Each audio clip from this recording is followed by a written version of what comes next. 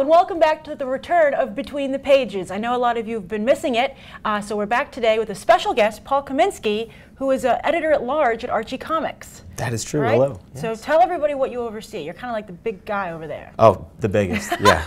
No. I work with the Magaman Comics, the Sonic the Hedgehog comics, Sonic Universe, all the video game titles, our superhero line, New Crusaders. Everybody should check that out. Totally. First graphic novel is out in stores now. So plug. And the Archie graphic novel line, I sort of work with all that stuff. That's awesome. And you know, people think that the video game stuff is actually something you guys have been doing for a long time because Sonic is approaching his 20th anniversary with you. Yeah, we're celebrating 20 years of Sonic comics. Now, usually that's China or Platinum, but you've gone crossover. We've gone Blue Hedgehog with it. Yeah. Yes. So that's the gift you're giving him, a crossover with Megaman. Okay.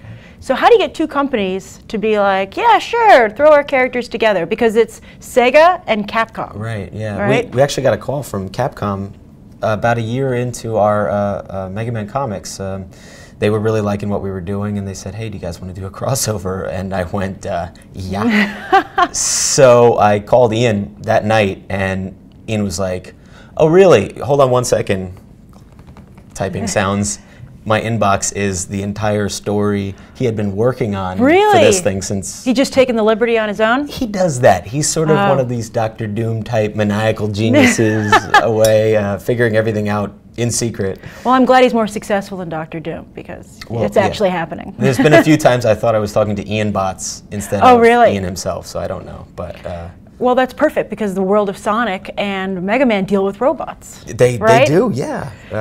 So this is interesting because I was doing some research for this because I have to say I'm not a gamer. Yeah. Okay, I've played Grand Theft Auto and like some fighter games and stuff like that, usually comic book related, like X-Men. Yeah. But I'm not someone who's played Sonic and Mega Man. And based on what I'm seeing, I'm your target audience for this crossover. So this is perfect. Right? Yes. Is that who you're trying to get new readers in with this? Absolutely, yeah. Licensed titles sometimes can get a bad rap, for seeming like kind of long commercials, but that's sort of not what we do at Archie, and that's not what we've been doing for 20 years with the Sonic comics. We try and remain respectful to the origins of the character, but tell really solid American comic book storytelling using these Japanese ideas, and it comes out in a really cool mix of comics that are really accessible to a breadth of people, a wide breadth of people. Well, it's interesting because I think one of the problems with Speed Racer, the film, which I really enjoyed, by the way, is that it seemed too much like it was so faithful to manga, its manga roots, that I think it was off-putting to a lot of Western audiences. Certainly bright. Yeah. So how do you achieve that mix with these stories? How do you make sure that it's something that's authentic but still appealing to like the the non-gamer, the non-manga reader? Right. It comes from the creative team, and what we have assembled here is our writer Ian Flynn, who writes all three of the video game titles for us. He's all about these properties, has been for so long that when he's writing them, it seems like second nature.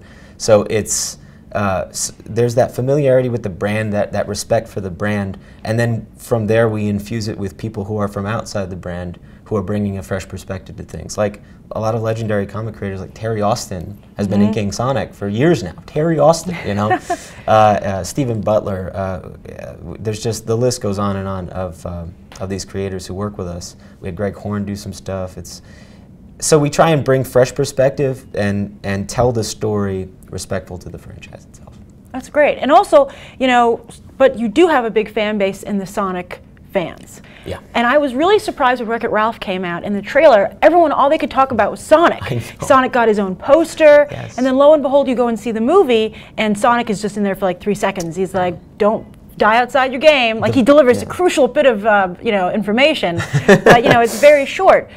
So what's your opinion on why Sonic has maintained his popularity, even though he's not in like the mainstream consciousness, at least here in America? Well, that was the best 3 seconds of the film, really. I mean, totally. Come on. That fan base is regenerative. I hope that's a word. It's every couple years a new game comes out, which reignites the littler fans to sort of repopulate the fan base, and then they grow up, but they stay with the character. It's kind of amazing how Sega does it, and the Sonic comics over the years too. Because there's so much content released so often, the fans, when they are hooked, and they're hooked periodically, stay on board, and they become like this army. It's wild. Do you find they're spread out across the globe? Are they concentrated in a certain area? Yeah, there's a lot in the UK. There's tons here in America too. I mean, it's, I don't know, for the slightly older fans, it's a little more of like a subversive sort of, I don't know, niche type fandom. But I mean, for the little kids, they love Sonic. How young are your readers? We get them from 8 to 30. It's wow. How do you tell a story that appeals to the whole demographic? You know, because comic book people like their stuff dark, as we all know. Right. It's a common argument on this channel and Beyond the Trailer. Not dark enough. Yes. Well, we are popping Sonic in the head. No, we're not doing that. What we do is we just try not to talk down to the kids, and they don't want to be talked down to anyway. So we're already telling an adult story with happy, furry, blue animals. We play with big concepts because the kids like that. They like to be, I don't know, I mean, when I was a kid, I was reading a lot of comic books that were dealing with big issues like racism and things like that, and I wound up feeling like I learned something from the experience. So that's what we try and give kids here, too, inside of a candy-coated shell. Well, what are you giving adults? Well, that too. Oh, yeah. I mean, everybody needs. You're never too old to learn. Everyone needs a refresher course. Yes, that's true. Yeah. But they get the adult fans are usually fans of the property to begin with, so they're getting that nice nostalgia infusion, which, especially with Magaman, plays big with comic shops and the nostalgia crowd. Because, I mean, I don't know about you, but when I was a little, when I was littler, playing that NES Mega Man game, that was a big deal. Okay? So well, I was surprised to read today that Mega Man is actually the most prolific franchise for Capcom, despite Resident Evil and Street Fighter. Right, yeah, there's been a lot of incarnations over the years, yeah. So you like to play with big ideas, and you play with them in a big way, because this is a 12-part crossover, right? Oh, yeah. So I think a lot of people, when they hear a 12-part crossover of a licensed title, they're like, what are you going to fill it with? So is that like, is it a building story all the way, or is it just like multiple adventures over 12 issues? Yeah, it is a building story, and it's really based on the friendship between Dr. Eggman and Dr. Wily. They're these two kooky, evil scientists with big mustaches and lab coats, and both of them habitually fight little blue heroes. So they meet. They're like, we are total BFFs. In fact, they're EFFs. They're Evil Friends Forever. And so we did a series of variant covers with Evil Friends Forever. Did you really? They're on a bicycle built for two, sipping non-alcoholic mimosas in the sun. That's an interesting choice. I like that. Yeah, no, but they form this super awesome friendship that cracks me up when I'm reading the thing. And so that's the basis for it and what they build, and our heroes have to come together and stop this friendship. Seems kind of counterintuitive for a hero to do, but it's an evil friendship, so why not? It's got evil in the name. Exactly. You got to stop it. I know. You have to stop it. Well, they're not just riding a bicycle built for two, they're trying to take over the world, right? Pinky. Yeah. So this comes out, the first one is out, when is it, April? April 10th. April 10th? I have a cheat sheet. So, excellent, excellent. You're not supposed to show this to anybody. Oh, no. Okay, so the first one's April 10th. And then it's 12 issues, but it's not like going to take a year because it's going back and forth. Yeah, so it's going to last the summer. So. Oh, that's great. And I have to say, one of the comments I saw, someone said this is the crossover this summer they were the most excited about. Yes. So forget Marvel, forget DC. This is what they were the most excited about. So before, you brought me a gift. Yes, and I did. I don't get a lot of gifts on the show, which was very awesome. But what would you say to someone like me who goes, I already spend a lot of money at the comic book store every week. Why should I add this to my stack? This is the place for fun in comics. It's comics for everyone, and a lot of times these summer crossovers are cool. Don't get me wrong, I'm a big comic book fan. I read everything, but they get kind of dark and gritty, and you're sort of in the gutter. And this is out in the bright sunshine. So why spend your summer in the gutter? Hang out in the sunshine with Sonic and Megaman. I like that. That's great. Well, you guys are a very aggressive publisher. Yes. I have to say. I mean, you really think outside the box. You're very creative, and it's really nice. So let's see what I got. Okay. So I got an Archie bag, which is pretty nice.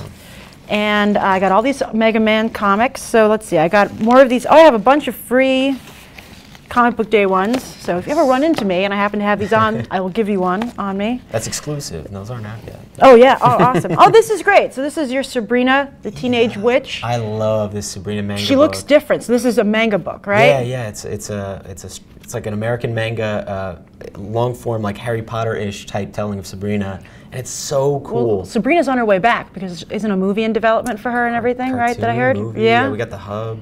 Oh, that's fantastic. And is this out now? As we go through, you tell me if this is available now. Yes. Okay, so you could buy this now. All right. I've got, Sonic Genesis. This is like the new 52 for Sonic, That was our last Sonic crossover event, and it's for fans of the first couple Sonic games. This is kind of Ian's version of those stories, and it's pretty cool. That's awesome. All right. I've also got the best of. So, these are all your graphic novels that you edit, right? Because that's what you said. You're the guy. I'm shameless. I apologize. So this is Best of Sonic the Hedgehog comics. Yeah. Bright and sunny, as you said. In the sunshine, and that's a cover that was done by hand. Actually, it looks CG, but that was done by Patrick Speziante, who's been doing the Sonic comics now for almost 20 years as well. That's really nice. A Magaman. How long have you had the Magaman comic? Because you've had 20 years with Sonic. How long have you had it? Is it a couple of years? A year? We launched in 2010. Oh, 2010. Okay, so you've already got Let the Games Begin. Yeah, that's all right. So that's out. Volume 1. What is Volume 2. Volume 2. Yes. Oh my goodness. Is this Volume 3? Volume 3. Wow. Yes. 3. Is this one of the? This is one of the bad guys. My lack of knowledge of Mega Man is so embarrassing. All you need sorry. to know is Evil Robot, really. Okay, good. All right, sorry. We are bots to the wall. I'm a big Archie fan, but I'm not. As I said, I'm not a big gamer. What is this? That's Volume 4. Volume 4. Wow. And as you can see, Spiritus Ex Machina. It's a little darker. Okay. For those dark fans.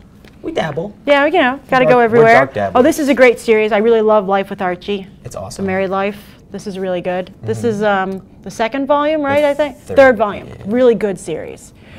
This was what got me back into Archie, actually. Excellent. Excellent.